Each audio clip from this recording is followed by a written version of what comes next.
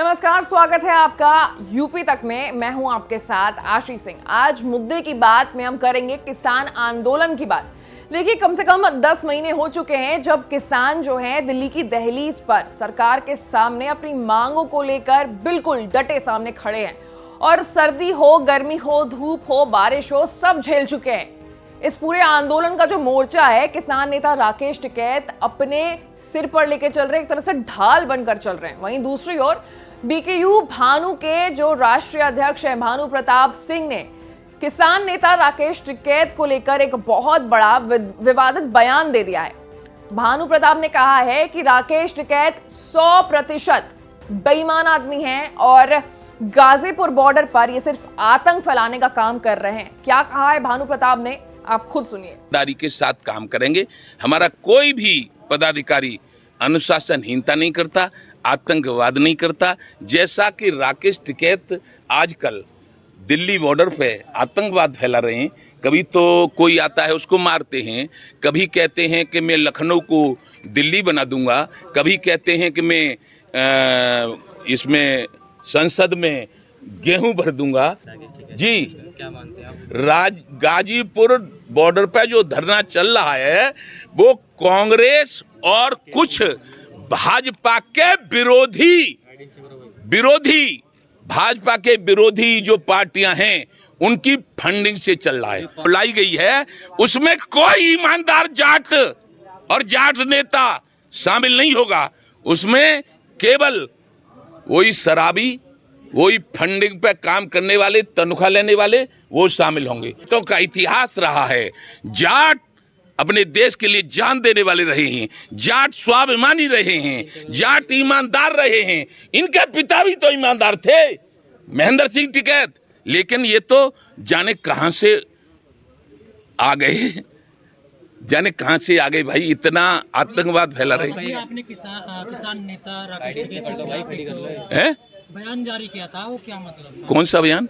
अभी रतनपुरी में मतलब क्या था? वो जैसे हैं वैसे।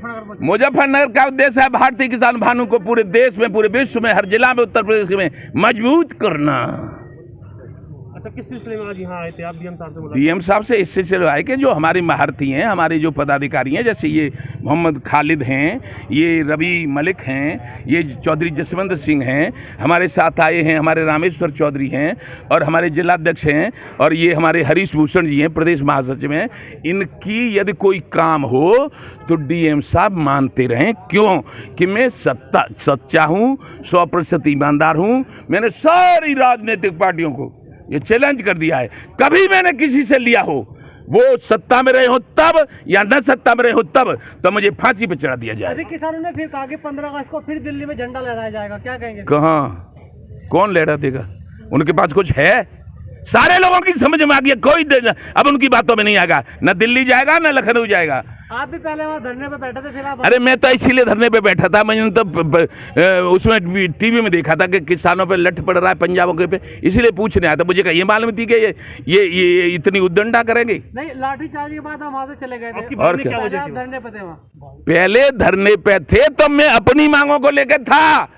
मैंने प्रधानमंत्री को लिखा था और राजनाथ सिंह से और कृषि मंत्री से मिला था, उनको ज्ञापन दिया था। ज्ञापन बताऊं? किसान आयोग का गठन किया जाए, किसानों के कर्जे 72 साल की किसान विरोधी नीतियों के कारण किसान के कर्जे माफ किए जाए। किसान को बॉर्डर पे जो बैठे, क्या वो किसान नहीं है? बॉर्डर पे बैठे वो किसान नहीं है? नहीं, वो आतंकवादी। आपके भागने की क्या वजह थी वहां से? मेरे भागने की वजह नहीं थी, मेरे भागने की ये वजह थी, मैं तो अपनी मांगों को लेकर, मैं ये मांग को नहीं करते इसको, तो मेरी मांग पूरी होती और देश के किसानों का भला होता। किसान आयोग का गठन होता, किसानों के कर्जे माफ होते, किसानों को पेंशन मिलती और दुर्घटना में मरने वाले किसान को 1 करोड़ मुआवजा मिलता। ये मांग थी हमारी। बता दें कि भानु प्रताप सिंह भी चौधरी महेंद्र सिंह टिकैत के समय भाकियू के प्रदेश अध्यक्ष रह चुके हैं। बाद में भाकियू भानु के नाम से अलग से किसान संगठन बना लिया। आपको एक बात बता दें कि भानु प्रताप सिंह जो हैं वो खुद गाजीपुर बॉर्डर पर बैठे थे सरकार के सामने उन तीनों कानूनों का विरोध करते हुए। लेकिन 26 जनवरी, आपको याद होगा वो दिन जब लाल किले पर कुछ अराजक तत्वों ने हंगामा किया था, उसके बाद भानु प्रताप सिंह जो है अपनी पार्टी समेत किसान आंदोलन से साइड हो गए थे और उसके बाद उन्होंने वहां मौजूद सारे किसानों पर किसान नेता राकेश टिकैत पर कई सारे गंभीर आरोप लगाए हैं।